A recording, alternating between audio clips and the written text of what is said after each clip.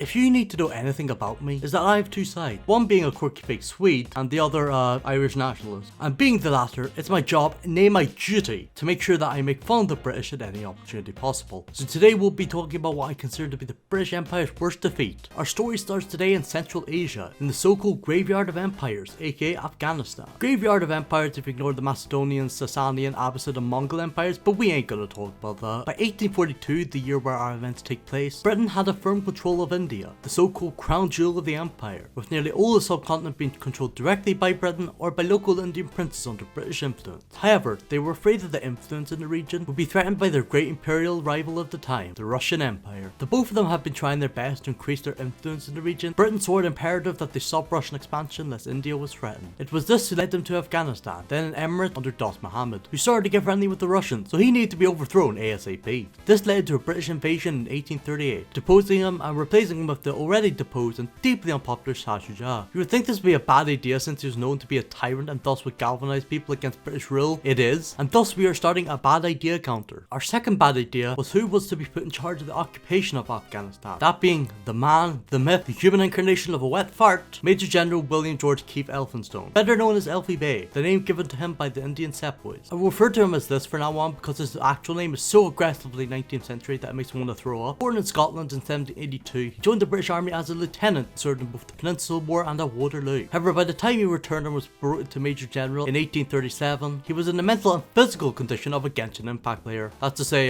not good. This man, who kept in mind hadn't commanded anything more than a regiment, was expected to command the entire Kabul garrison of 4,500 men. At this point he was so old and ill he couldn't even command his own bladder, never mind a goddamn army. But to be the slightest bit fair to Elfie Bey, he openly admitted himself he wasn't well enough for the task and protested being stationed in Afghanistan due to his ill health. But the point in this video is to look at the British and go hee hee ha ha. Elfie Bey arrived in Kabul in April 1841 and immediately was bedridden by gout. But as long as the British government and the East India Company could keep the Afghan tribes on side, they should be fine. What's that? There's been an election and the Tories have taken power? Oh god. Their leader Sir Robert Peel was concerned about the debts to the East India Company, which was spending what was back then known as fat stacks of cash, paying off various Afghan tribes not to murder them. So in an attempt to save money, not only did they halve the payments to the tribes, but also decided to cut down on the number of troops in Afghanistan. As the soldiers made their way out of the country, they were attacked by Ghilzai tribesmen. They badly mauled the British troops they attacked, which gave confidence to the other Afghan tribes to rise up in rebellion against Shah Shuja and the British. The rebellion spread to Kabul on the dawn of the 2nd of November, where the British were attacked by Afghan tribesmen, and everything was down to our good old friend Elfie Bey, who was pissing himself and was unable to give any decisive action. So he did what any good general would do in this situation: give up. Despite having enough ammunition for a 12-month siege, he decided to negotiate. You might think the Afghan tribes on the edge of victory would crush the British inside the city. However, politics would spare the British just as much as it led to the situation. The Afghan tribes for several reasons saw it best to spare the British garrison. Some were afraid that slaughtering the troops would anger Britain, leading to further involvement in the region. Others, who hated the old emir's rule, wanted to keep him out of power. And on the other hand, loyalists to Dost Muhammad were fearful for his safety. Most of the senior officers in the city, fearing for their lives, decided to accept the terms of peace which were offered to them, which were that Britain would leave Afghanistan escorted by the same people who had literally been slaughtering them for the past month, just in case a different hostile tribe attacked. On New Year's Day 1842, the terms of peace were accepted, and 6 days later, British garrison of 4,000 men and their 12,000 camp followers left Kabul. Their great journey out of Kabul was doomed for the start, as the hostile Afghan horsemen killed the baggage animals and anyone who dragged behind. This meant they could not set up camp, effectively meaning that they were at the mercy of the elements. And since, fun fact, Afghanistan is a mountainous country, it was far below zero, and it was about to get a lot worse as they approached the dreaded Crud Kabul Pass, a mountainous pass that was flanked either side with tall mountains. In the pass, the column was once again attacked by Afghan snipers, whose skilled marksmanship, their long-range Jazale rifles were a deadly combination. The next day was even worse. They still had a long way to get to British India. They continued fighting their way to the village of Juzaluk, where Elfie Bey once again tried to bribe Afghan tribes for safe passage. He was almost successful, but the man he left in charge of the remnants of the army tried to force his way out in the dark.